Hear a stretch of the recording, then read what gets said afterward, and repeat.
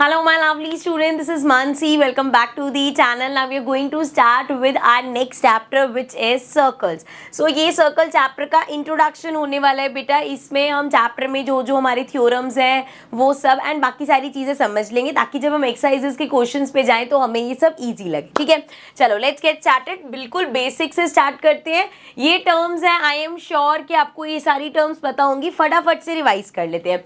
जैसे what is center of circle, तो पूरे सर्कल का, जैसे जब हम एक कंपास से सर्कल बनाते हैं, एक पॉइंट पे निडल प्लेस करते हैं एंड देन सर्कल बनाते हैं, तो वो जो पॉइंट होता है द मिड पॉइंट, सर्कल का जो मिड पॉइंट होता है, ठीक है, लग रहा है ये मिडल में ही है, हाँ, तो जो सर्कल का मिड पॉइंट होता है that is centre of the circle. ठीक है, उसके बाद रेडियस. रेडियस क्या होता है, देखो यहाँ सेंटर से सर्कमफेरेंस पे जो टच हो रही है, आप सोचोगे मैम सर्कमफेरेंस होता है बेटा इसकी सराउंडिंग जो है, जैसे हमारा स्क्वायर, ट्रायंगल, ऐसी जो शेप्स होती है उसमें हमारा पेरीमीटर होता है. सर्कल में ये जो एज है, मतलब इसकी एज समझ लो, इसकी सराउंडिंग समझ लो. मार्क ही कर देती हूँ मैं, ये जो पार्ट है, अरे ये जो पूरा पार्ट है ना बच्चे, ये जो पिंक से मैं मार्क कर रही हूँ, this is the circumference of the circle. ठीक है, ये चीज क्लियर है. अब यहाँ से जो हमारा सेंटर है वहां से सर्कमफेरेंस पे जो भी लाइन टच हो, जैसे सेंटर से ये गया, ये रेडियस हो गया, देन यहाँ से ऐसे बना लो, रेडियस हो गया, ऐसे बना लो, रेडियस हो गया.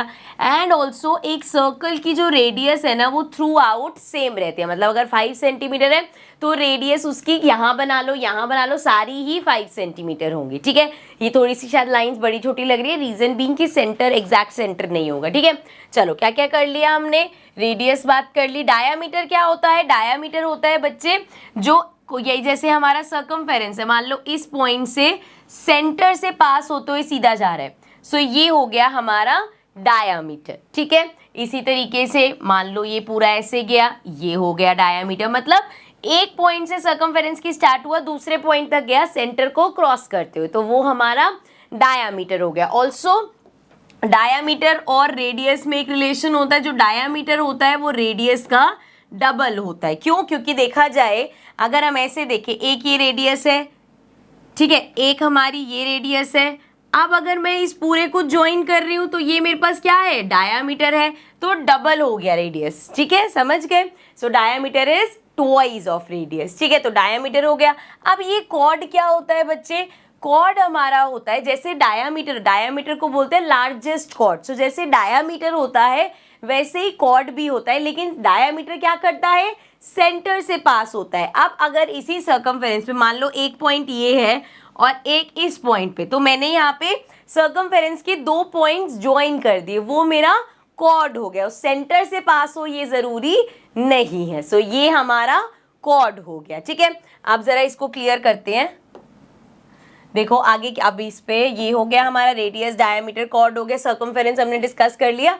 आर्क क्या होता है, जैसे ये एक पॉइंट है, ये एक पॉइंट है. ठीक है, अब यहां से अगर तो मैं ऐसे लाइन ज्वाइन करूं तो ये क्या होता है मेरा बेटा, दिस इज कॉर्ड. लेकिन अगर लाइन ज्वाइन करने की जगह सर्कमफेरेंस पे मैं देखूं, मतलब यहां से इस पॉइंट से इस पॉइंट तक मैं ये राउंडनेस वाला पार्ट देखूं, ये सर्कमफेरेंस वाला पार्ट देखूं, तो इसको हम बोलते हैं आर्क. ठीक है, अब ये छोटी सी आर्क है सर्कल की, एक ही इसको आर्क बोलेंगे. एंड अगर हम इस बड़े वाले की बात करें तो ये भी तो एक आर्क है, ये भी तो देखो इस पॉइंट से इस पॉइंट तक अगर ये छोटा वाला डिस्टेंस है तो ये आर्क माइनर आर्क हो गई, और ये बड़ा वाला लेोगे तो वो मेजर आर्क हो जाएगी. ठीक है, क्लियर यहाँ तक. अब आगे नेक्स्ट आर्क के बाद सेक्टर. सेक्टर क्या होता है, मान लो ये हमारा सेंटर है, ठीक है, अब इस सेंटर से इस आर्क पे एक यहाँ पे ऐसे गया पॉइंट, एक यहाँ पे गया. ठीक है, तो ये जो एरिया मिला आपको, ये वाला जो एरिया है, दिस इज सेक्टर. यहाँ पे फिर से देखो, अगर ये एक सेक्टर बन रहा है इस तरीके से, अगर एक ये सेक्टर बन रहा है तो इसको हम बोलेंगे, छोटा वाला है ये पार्ट, तो दिस इज माइनर सेक्टर. ठीक है, इसी में अगर हम ये वाले पार्ट की बात करें कि भाई ऐसे करके इस पूरे की बात करो तो ये भी एक सेक्टर है, लेकिन कैसा, this is major sector.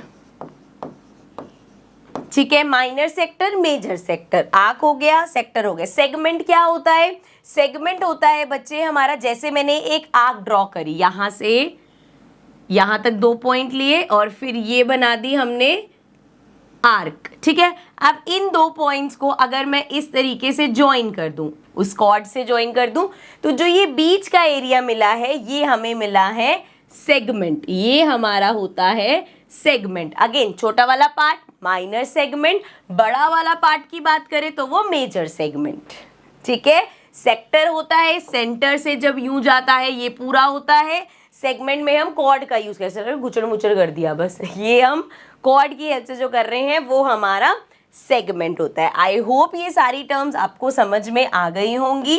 And after that बहुत सी चीजें जो इसमें यूज नहीं होंगी, लेकिन ये बेसिक टर्म्स है बच्चे जो आपको पता होनी चाहिए, ठीक है। अब चलते हैं अपने नेक्स्ट स्टेप पे। अब देखते हैं हमारे पास क्या है, लाइंस एंड सर्कल। सो अब जैसे ये सर्कल है, ये एक लाइन है, इन दोनों के बीच में कोई वो नहीं है, कोई वो इंटरसेक्ट नहीं कर रही, कुछ नहीं कर रही, तो ये नॉर्मल एक लाइन हो गई। यहीं पे अगर हम इस पॉइंट पे जाएं तो ये क्या हो रहा है, ये लाइन इस सर्कल को एक पॉइंट पे टच करती हुई जा रही है। ये वाली लाइन की बात करें तो ये हमारी इस सर्कल को 2 पॉइंट्स पे टच कर रही है, यहाँ पे और यहाँ पे। सो अब इसको जो एक पॉइंट पे टच करती हुई जाती है इसको हम बोलते हैं टेंजेंट। ये हमारा इंपॉर्टेंट है, इसके बेस हम थ्योरम भी करने वाले हैं, क्वेश्चंस भी करने वाले, तो इसको हम बोलते हैं टेंजेंट। एंड यहाँ पे जो 2 पॉइंट से क्रॉस करते हुए जाती है उसको बोलते हैं सेकेंट, ठीक है। आई होप समझ में आ गया होगा। बस ये तो हमारी नॉन इंटरसेक्टिंग लाइन हो गई, एक पॉइंट पे टच करती हुई जाएगी, इट्स अ टेंजेंट। अगर 2 पॉइंट से टच करते हुए लाइन निकल रही है तो वो हमारी सेकेंट है, ठीक है, क्लियर। चलो आगे पढ़ते हैं। आगे है हमारे पास there is only one tangent at a point of the circle.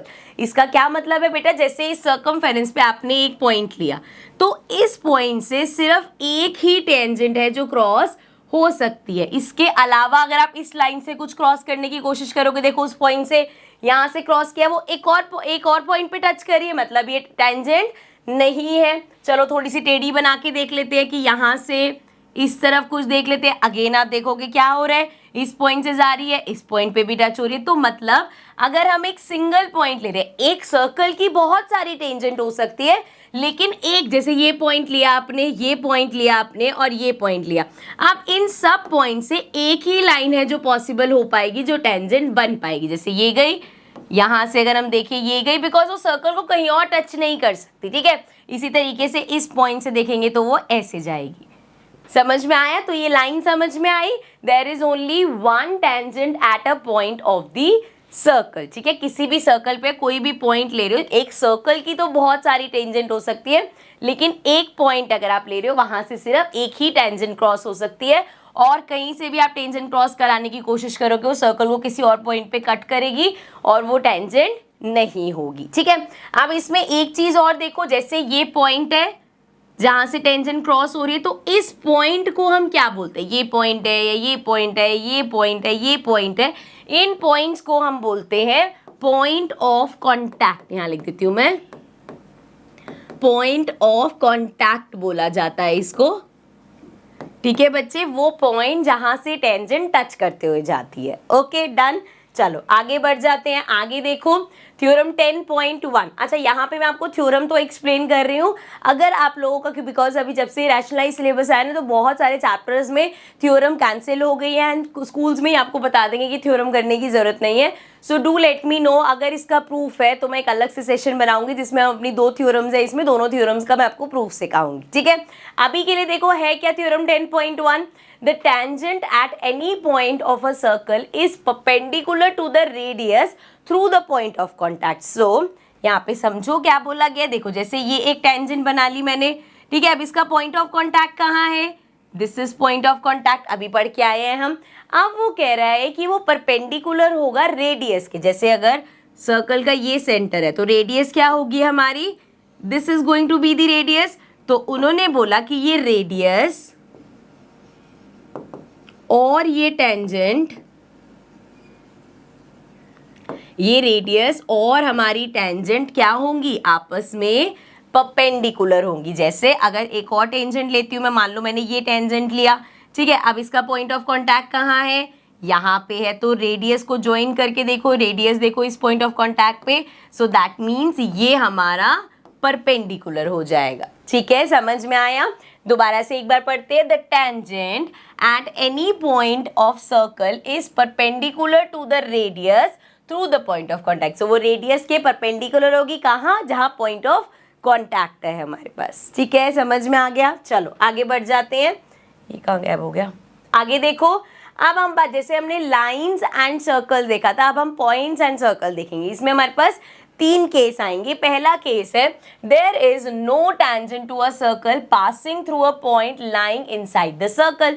आप क्या कह रहे हैं, सर्कल के अंदर अगर कोई पॉइंट है, सर्कल के अंदर यहाँ पे ये पॉइंट है, ठीक है, अब वो कह रहे हैं कोई टेंजेंट पॉसिबल हो ही नहीं सकती जो सर्कल के अंदर वाले पॉइंट से कट करती हो, चाहे बिकॉज आप इस पॉइंट से जितनी भी लाइंस बनाओगे, ऐसे बना लो, ऐसे बना लो, कैसी भी लाइन बना लो, वो टेंजेंट नहीं बन सकती, क्योंकि टेंजेंट क्या होती है, वो एक पॉइंट से टच करती हुई जाती है। लेकिन अगर सर्कल के अंदर पॉइंट है तो जो भी यहाँ से लाइन बनेगी, आप देखोगे जैसे ये लाइन है तो यहाँ टच होगी, यहाँ पे आगे एक्सटेंड करोगे इधर टच होगी, ये लाइन है इधर टच हो रही है, इधर टच हो रही है, ये लाइन है यहाँ टच हो रही है, यहाँ टच हो रही है, ये रेड वाली लाइन है यहाँ टच हो रही है, यहाँ टच हो रही है। सो अगर 2 पॉइंट पे टच हो रही है तो वो तो सेकंड हो गई, टेंजेंट तो है ही नहीं। तो अगर कोई पॉइंट सर्कल के अंदर है, वहां से कोई भी टेंजेंट क्रॉस नहीं हो सकती, वहां से कोई टेंजेंट नहीं बन सकती। ठीक है, आगे देखते हैं, नेक्स्ट केस देखते हैं। केस 2 में कहा है there is one and only one tangent to a circle passing through a point lying on the circle। ये तो हम पहले ही पढ़ के आए हैं कि अगर सर्कल पे कोई पॉइंट लाई कर रहा है, वहां से सिर्फ एक ही टेंजेंट जा सकती है। इसमें कंफ्यूज नहीं होना कि सर्कल की एक ही टेंजेंट हो सकती है, ऐसा कोई नहीं बोल रहा कि इस पूरे सर्कल की एक ही टेंजेंट हो सकती है। मैं अभी यहाँ पे और देखो ये टेंजेंट बना सकती हूँ, यहाँ पे ये टेंजेंट बना दी मैंने, इधर ये टेंजेंट बना दी, तो सर्कल की एक ही टेंजेंट हो सकती है, ऐसा कोई नहीं कह रहा। सिर्फ ये बोला जा रहा है कि सर्कल पे अगर कोई पॉइंट ले रहे हो तो उस पॉइंट से सिर्फ एक ही टेंजेंट क्रॉस हो सकती है। ठीक है, क्लियर ये चीज? चलो थर्ड केस देखते हैं। केस 3 है there are exactly 2 tangents to a circle through a point lying outside the circle. अब पॉइंट ऑफ कॉन्टैक्ट नहीं, अब जो पॉइंट यहाँ पे मेन है वो है ये एक्सटर्नल पॉइंट। ये हमारा सर्कल है, ये एक्सटर्नल पॉइंट है। अब इस एक्सटर्नल पॉइंट से सिर्फ 2 ही टेंजेंट बन सकते हैं। जैसे यहाँ पे आपने देखा इस पॉइंट से एक ही टेंजेंट बनी जो सर्कल को यहाँ पे टच करती हुई जा रही है, तो सर्कल की टेंजेंट हो गई। ये वाली की बात करें, सर्कल को यहाँ टच करती हुई जा रही है, टेंजेंट हो गई। अब इस पॉइंट से अगर मैं और बनाने की कोशिश करूँ, देखो ये तो टच ही नहीं हो रही, ऐसे बनाने की कोशिश करूंगी तो वो टेंजेंट नहीं है, थोड़ी सी और टेढ़ी बनाने की कोशिश करूंगी फिर 2 पॉइंट्स पे काट रही है। तो अगर सर्कल के बाहर कोई पॉइंट है तो वहां से सिर्फ 2 टेंजेंट सर्कल की बन सकती हैं। सो केस 3 में बोला है there are exactly 2 tangents to a circle through a point lying outside the circle. Circle के बाहर अगर कोई एक्सटर्नल पॉइंट है, वहां से सिर्फ 2 टेंजेंट्स ही बन सकती है। ठीक है, ये तीनों केसेस समझ आ गए। चलो नेक्स्ट चलते हैं और बात करते हैं theorem 10.2। Again I will repeat, अगर इनके प्रूफ्स आपके पास अगर कराए गए हैं स्कूल में, जस्ट लेट मी नो, तो हम इसके प्रूफ्स भी कर लेंगे। ठीक है, आप देखो जरा, the length of tangent drawn from an external point to a circle are equal. आप देखो ये हमारा एक्सटर्नल पॉइंट है, लेट्स सपोज इसको नाम दे दिया मैंने P। ठीक है, आप इस P एक्सटर्नल P पॉइंट से बच्चे एक ये टेंजेंट बनी, एक ये टेंजेंट बनी। लेट्स सपोज यहाँ पे पॉइंट ऑफ कांटेक्ट A हो गया, इधर पॉइंट ऑफ कांटेक्ट हमारा B हो गया। तो अकॉर्डिंग टू दिस थ्योरम, जो एक्सटर्नल एक सिंगल एक्सटर्नल पॉइंट से हमारी 2, अभी हम लास्ट केस में पढ़ के आए हैं कि एक एक्सटर्नल पॉइंट से सिर्फ 2 ही टेंजेंट पॉसिबल हो पाएंगी। एंड इस थ्योरम में कहा गया है कि अगर एक पॉइंट से 2 टेंजेंट्स बन रही हैं तो वो आपस में इक्वल होंगे। इक्वल कैसे होंगी? ये एक्सटर्नल पॉइंट P हो गया और जो पॉइंट ऑफ कांटेक्ट है A, सो ये क्या है हमारा PA या AP कैसे भी लिख सकते हो। This will be equal to, again ये हमारा P एक्सटर्नल पॉइंट और यहाँ पे point of contact B, so PA equals to PB। ये बोला गया है कि अगर एक सर्कल है बच्चे, उसका यहाँ पे एक्सटर्नल पॉइंट है, तो वहां से जो दो टेंजेंट्स बनेंगी, ये दो टेंजेंट्स इक्वल होंगी लेंथ में। इसको आप ऐसे भी देख सकते हो, ये है एक्सटर्नल पॉइंट, यहाँ पे एक्सटर्नल पॉइंट बनाया मैंने, तो ये टेंजेंट बनी, ये टेंजेंट बनी। सो इस केस में ये और ये दोनों की लेंथ इक्वल होगी। ठीक है, क्लियर है? ये है हमारी थ्योरम 10.2। ऑल्सो इसी के साथ हमारा ये चैप्टर का इंट्रोडक्शन खत्म होता है। बहुत सारी चीज़ें नहीं, एक्सरसाइज भी 2 हैं। अगर ये कंसेप्ट सारे क्लियर हो जाएंगे तो आपको ये सर्कल चैप्टर बहुत इजी लगने वाला है बच्चे। इसी नोट के साथ स्टार्ट करेंगे अपनी exercise 10.1 but in the next session. So I will see you all in the next video. Till then take care and bye bye.